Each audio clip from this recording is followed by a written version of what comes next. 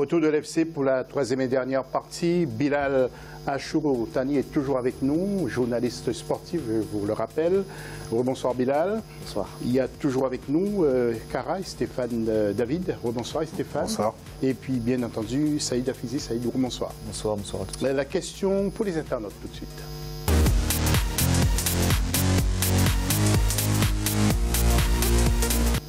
Et quelles sont, d'après vous, les forces et les faiblesses du football africain dans son ensemble? Vous intervenez pour la toute dernière fois dans cette émission, vous avez encore 10 minutes à peu près. Africa 24 TV pour le Facebook et puis sinon le hashtag Africa 24, ça c'est pour le Twitter. Nous allons tout de suite parler du football international.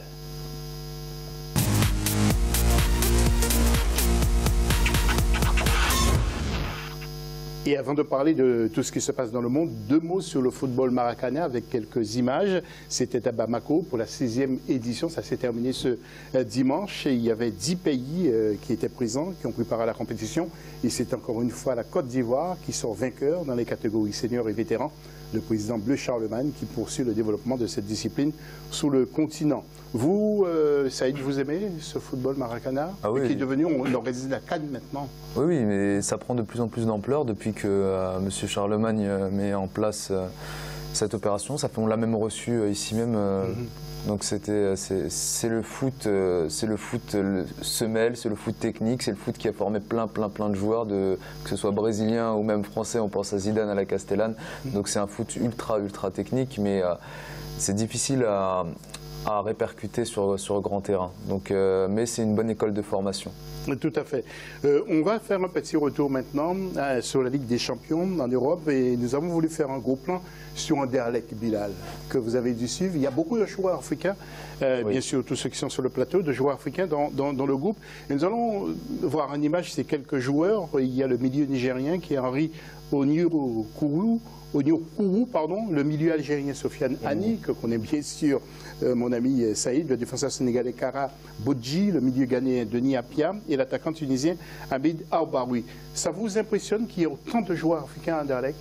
Non, ça ne m'impressionne pas, c'est déjà un signe positif, même si bon, après cette saison, je trouve quand même Anderlecht un peu moins séduisant dans le jeu que l'an dernier. C'est une équipe que j'ai beaucoup suivie l'an dernier. Bon, après peut-être que le départ de Tielemans a aussi cassé des liens, mais c'est une équipe qui avait un peu plus d'importance dans le jeu.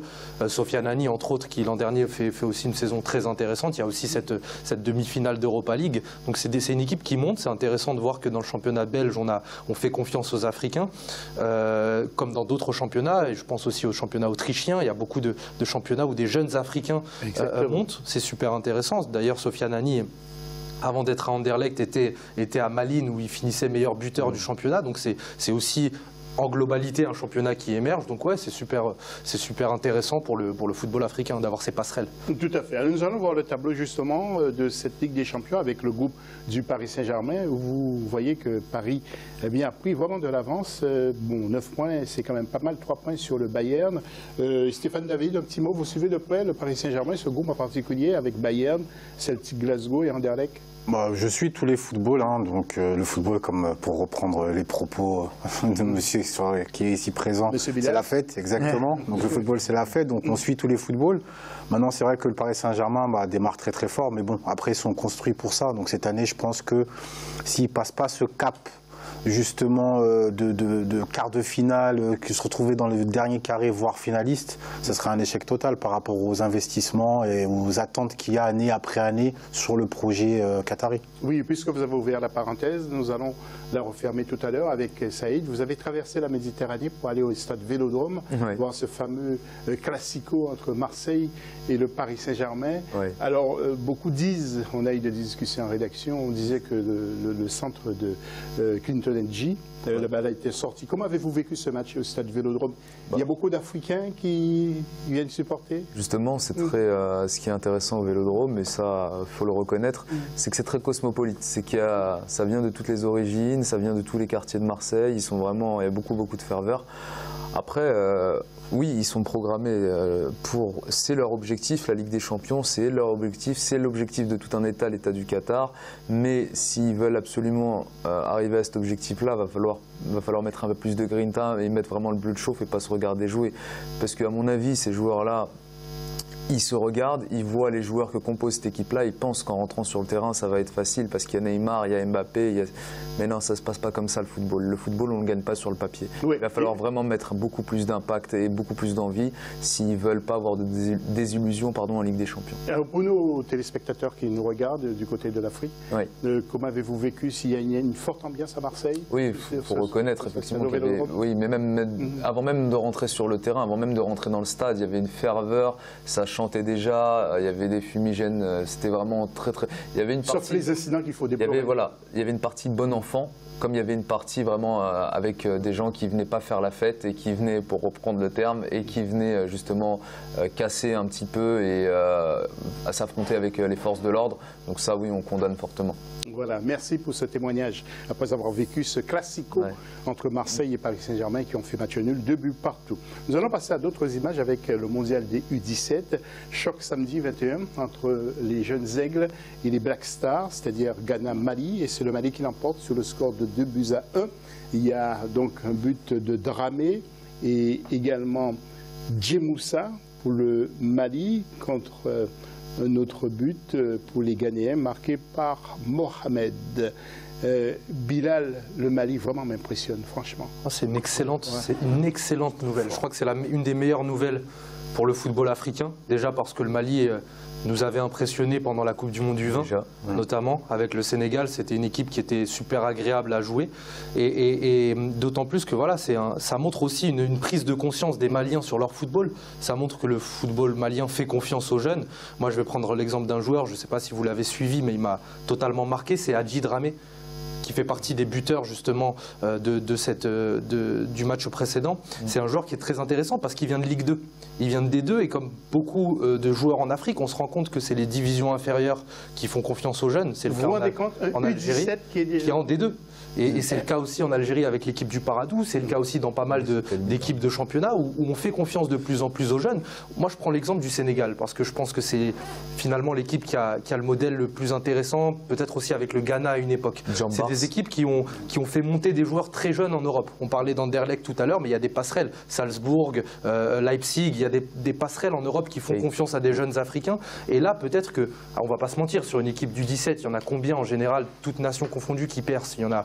Il y a à peu près 3-4 joueurs maximum par équipe et encore. Donc là, on aura peut-être 1 ou 2 joueurs maliens qui aura une carrière professionnelle, mais c'est déjà énorme. Que des équipes de jeunes puissent faire monter des joueurs de très haut niveau. Ça a été le cas aussi avec Adama Traoré qui avait rejoint le FC Barcelone, puis Monaco, puis Lille. Donc c'est une très bonne nouvelle pour le football africain, vraiment. Oui. Je peux vous poser une question piège? Qui a le plus beau brushing en ce moment parmi les entraîneurs? Moi. Non, c'est Rabat Madjer, justement, nouvel entraîneur. Pour le coup, il est numéro 1. Et tout de suite, présentation de Rabat Madjer qui fait son grand retour à la tête des Fenech. Regardez.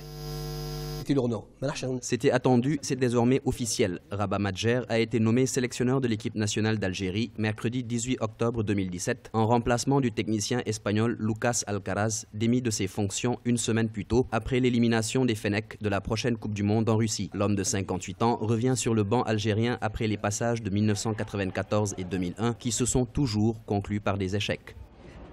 On a l'impression que plutôt que d'aller chercher une solution un peu plus neuve, un peu plus récente, ils vont chercher des vieux qui sont une solution finalement de facilité. Mais Madjer, ça fait 10 ans qu'il n'a pas entraîné, quoi. Donc depuis, le football a beaucoup évolué, les mentalités ont changé, et puis les expériences précédentes n'ont pas vraiment été convaincantes. Hormis la sélection algérienne et l'encadrement des jeunes du Football Club de Porto, Madjer a été l'entraîneur de 2 équipes qataries, Al Wakra SC et Al Rayyan Club, mais a toujours été prématurément remercié. Pour cette nouvelle aventure, Madjer sera assisté par Djamel Menad, avec qui il a remporté la Coupe d'Afrique des Nations 1990. Il a pour objectif premier de qualifier les Fenech à la prochaine CAN 2019 qui se déroulera au Cameroun et de redresser le football algérien, actuellement en pleine crise. Ce qu'ils ont surtout besoin, pour moi, l'Algérie, c'est de stabilité, d'un entraîneur qui construit comme ont pu essayer de le faire Gourcuff, Halilhodžić. Les résultats, ils vont venir avec le temps, si on se laisse le temps de construire, d'avoir une politique de formation avec des joueurs locaux et binationaux qui arrivent à jouer en équipe nationale et à représenter l'Algérie comme elle devrait l'être. Rabat Madjer est considéré comme l'une des icônes du football africain. En 86 sélections, il a inscrit 29 buts et a été l'un des acteurs majeurs du beau parcours de l'Algérie lors du Mondial 1982, où il est le premier buteur d'une rencontre mythique gagnée face à l'Allemagne de l'Ouest, 2-1. Champion d'Afrique en 1990, il est désigné meilleur joueur du tournoi. Avec le FC Porto, il gagne la première Ligue des champions du club en finale contre le Bayern de Munich, au cours de laquelle il égalise d'une talonnade qui portera son nom et reprise dans le jargon footballistique. Oui. Saïd, il n'y avait pas d'autre alternative que Rabah Madjer. J'ai rien contre, parce qu'il fera du bon travail. Bah, déjà, dans votre question, on sent quand même que... Il n'y a pas de rejet de ma part. Hein, déjà. Non, mais s'il y avait une autre alternative, c'était de laisser travailler les différents sélectionneurs qui sont déjà présentés. On parlait d'instabilité sur le continent, l'équipe nationale d'Algérie. Mais sauf avec Vaïd, il n'y a pas eu de résultat. Sauf avec Vaïd. Bah, on n'a pas laissé le temps. À un moment donné, il y avait une période de construction avec Gourcuff. Après, ça n'a pas collé. Il y a eu plusieurs sélectionneurs. Là, le dernier en date, on ne l'a pas non plus laissé bosser. Donc oui, il y a un échec. Effectivement, l'équipe nationale d'Algérie, la campagne de qualification, c'est une catastrophe. Ils sont derniers du groupe. C'est une réelle catastrophe. Maintenant, il faut laisser le temps de bosser. Et ce n'est pas en revenant à des entraîneurs comme Rabah Madjer. Il a déjà eu des mandats en sélection, Rabah Madjer. Et ça n'a pas fonctionné. C'est une légende du football algérien et du football africain. Rabah Madjer est une légende, même si vous allez à Porto, mais en tant qu'entraîneur, ça ne suffit pas. Surtout que ces joueurs-là ne l'ont jamais vu évoluer. Ces joueurs-là sont trop jeunes pour l'avoir vu jouer.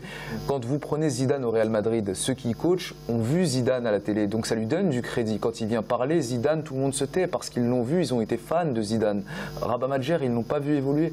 Rabah Madjer, ils sont beaucoup trop jeunes.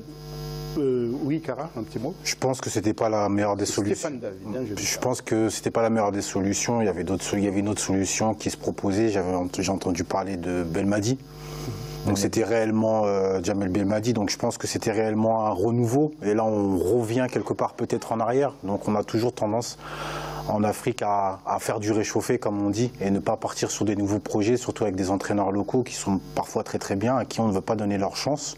Et on préfère de mettre un grand nom, parce qu'un grand nom va faire des miracles ou des merveilles. Oui, alors ce sont ces premières déclarations.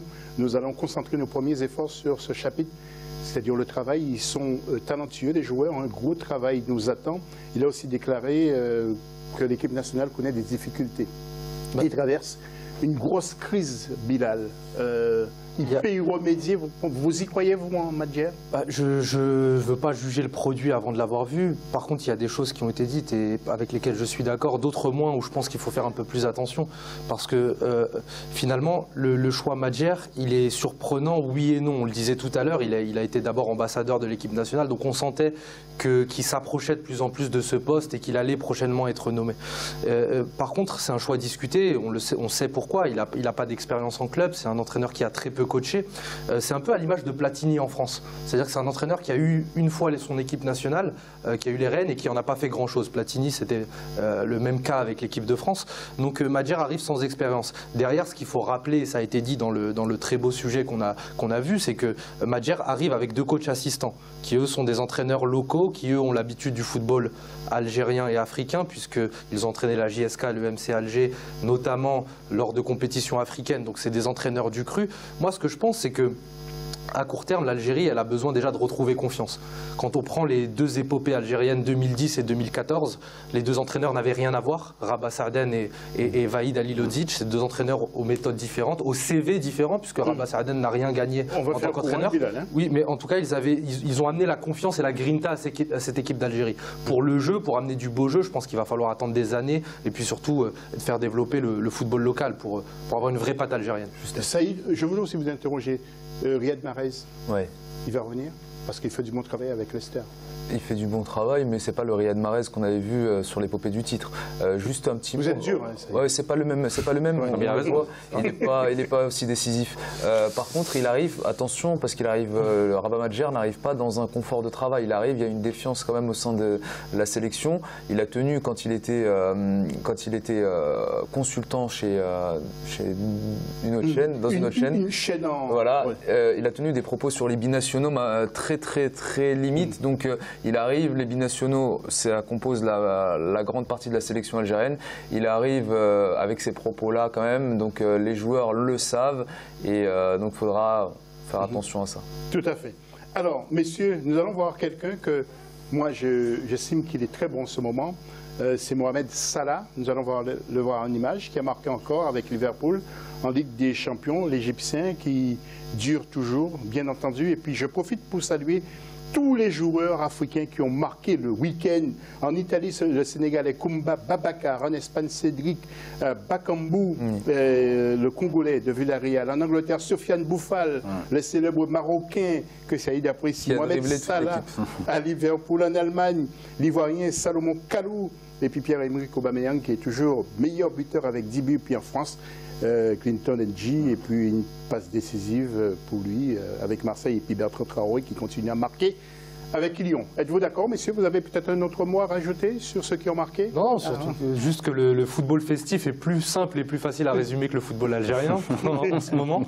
Mais juste pour Bouffal, en tout cas, c'est une très bonne nouvelle. Je vais juste revenir très brièvement sur Bouffal parce qu'il a été mis en place par Puel qui n'est plus en poste, et s'imposer auprès d'un nouvel entraîneur, c'est quelque chose pas facile à réaliser. Voilà, et puis la réponse à notre question, beaucoup de téléspectateurs ont intervenu, comme Madi Number qui nous dit la force du football, c'est le talent des jeunes et son immense potentiel, vu la jeunesse et sa population en Afrique. Et il y a Griotte de la Balle qui nous dit le football n'est pas la politique. Et puis il y a la Doum Apollinaire qui nous dit le football africain est devenu de nos jours un centre d'intérêt. Merci en tout cas à tous ceux qui ont participé à cette émission. On se retrouve lundi prochain, même heure, même antenne. Restez avec nous, un nouveau journal dans quelques instants sur Africa 24.